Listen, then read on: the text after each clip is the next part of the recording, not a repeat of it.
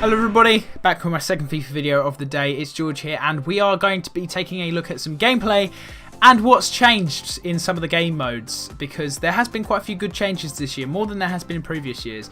So, whilst the game plays on towards the end of the video, I'm going to be talking about what I think of the game overall, and as the next clip comes on, I'll be talking about the changes to Pro Clubs and Career Mode, because there's been quite a few good changes there. I'll cover FUT and the journey in another video. So let's go straight on with Pro Clubs. So this is how you now upgrade your Pro.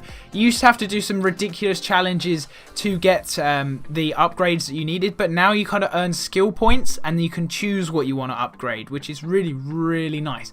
So you can choose to focus on pace and shooting if that's what you are, if you're a striker, or passing or whatever if you're a centre mid, or defending if you're a defender, or goalkeeping if you're a goalie, instead of having to do these kind of annoying challenges sometimes. So that's a real good improvement on how to, you know, rank up your Pro, and it's definitely going to make playing Pro Clubs a lot better.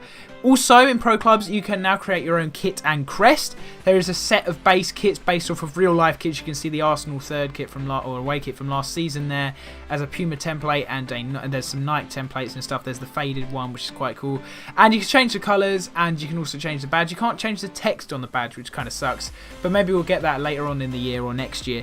But yeah, it's a good step in the right direction. So Pro Clubs is looking great. For Career Mode, you can choose your manager, and then you can obviously choose their outfit and stuff, but that's a nice little feature I saw right at the beginning of the game.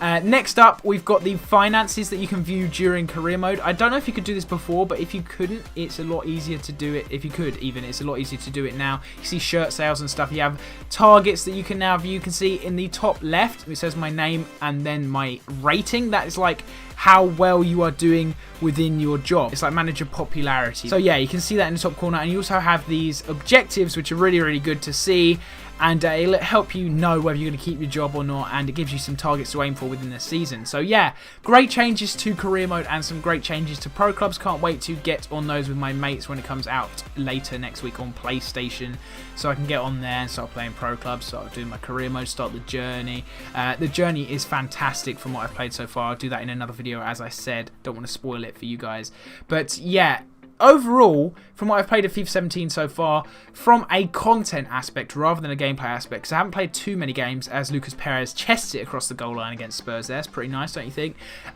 It's very good. There's a lot of features. Obviously, there was the same amount sort of last year without the journey, which is the main new addition this year, which really adds to the game. It is a completely different game mode to anything I've ever played before in FIFA or PES or any football game for that matter of fact.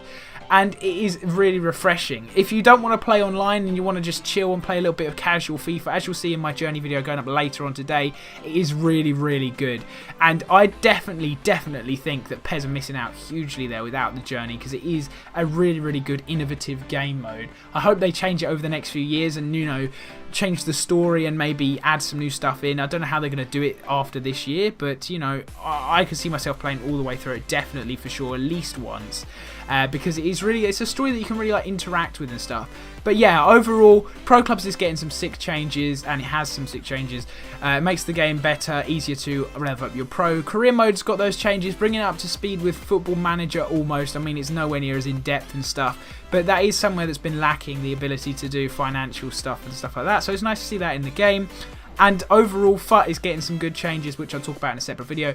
And overall, it's looking like a really good jam-packed FIFA experience. You're getting a new mode, you're getting some updates to current modes that have been needed, and you know, it plays really well. It plays like FIFA 16 with a few changes. I'm still kind of getting used to what works and what doesn't, so I'll talk about that. I think I'm going to do a video comparing it to PES, like completely. But yeah, stick around for some more FIFA videos today. Be sure to check out the links in the description. You can grab yourself a copy down there, and you know, check out the other videos, and I'll see you guys later.